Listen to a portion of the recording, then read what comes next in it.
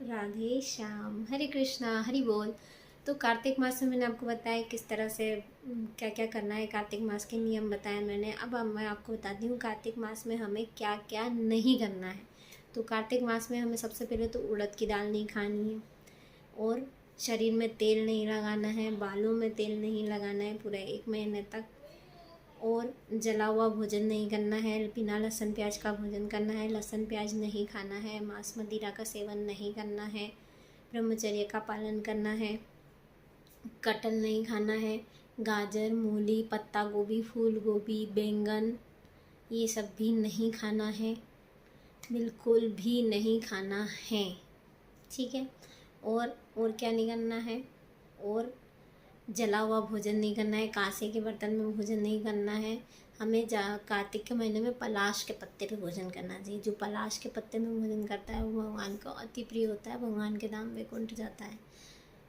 तो इसीलिए हमें पलाश के पत्ते पे भोजन करना है। कांसे के बर्तन में बिल्कुल भी नहीं करना है, और गाजर मूली भी नहीं खाना है, बैंगन नहीं खाना है। बहुत सारी चीज़ें हैं, ऐसे तो पता नहीं कितनी सारी हैं जो नहीं खाना है, पर ये जो मेन चीज़ें हैं, हींग भी नहीं खाना है, गाजर मूली भी नहीं खाना है, और बहुत सारी चीज़ें हैं, क्या क्या बताऊँ मैं, गिनती ही नहीं है। पर कम से कम इतनी चीज़ें जो हम डेली खाते ही रहते हैं। डेली लोग फूल गोभी पत्ता गोभी तो सब अधिकतर खाते हैं, तो फूल गोभी पत्ता गोभी नहीं खानी है। और शैया पे मतलब पलंग पे नहीं सोना है, नीचे ज़मीन पे सोना है। और अगर प्रॉब्लम है, कमर दर्द है, स्लिप डिस्क है किसी को, तो वो पलंग पे सो सकता है या सोफे पे सो सकता है, जैसे भी उसकी सुविधा है, तो वो फिर पसैया पे सो सकता है। और नंगे पैर रहना चाहिए। जैसे लोग नवरात्रि में नहीं 9 दिन नंगे पैर रहते हैं, ऐसे कार्तिक में भी लोग नंगे पैर रहते हैं। अगर रह सकते हैं तो कोई बात नहीं, नहीं तो ठंडी होती है, ठंडी में तो वैसे ही कोई नंगे पैर नहीं रह सकता।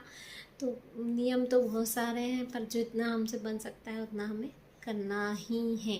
तो हमें कार्तिक में ये चीज़ें नहीं खानी है। हरी बोल।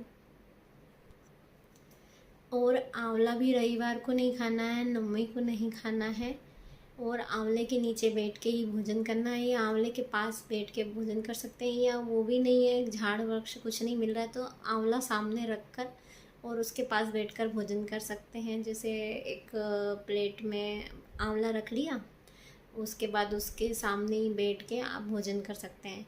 और जल में स्नान करने के जल में हमें सफ़ेद तिल मिलाना है, और आंवले का रस रोज़ मिलाना है। आंवले का रस कब नहीं मिलाना है? रविवार को, अमावस को, और पूर्णिमा को, और नवमी को।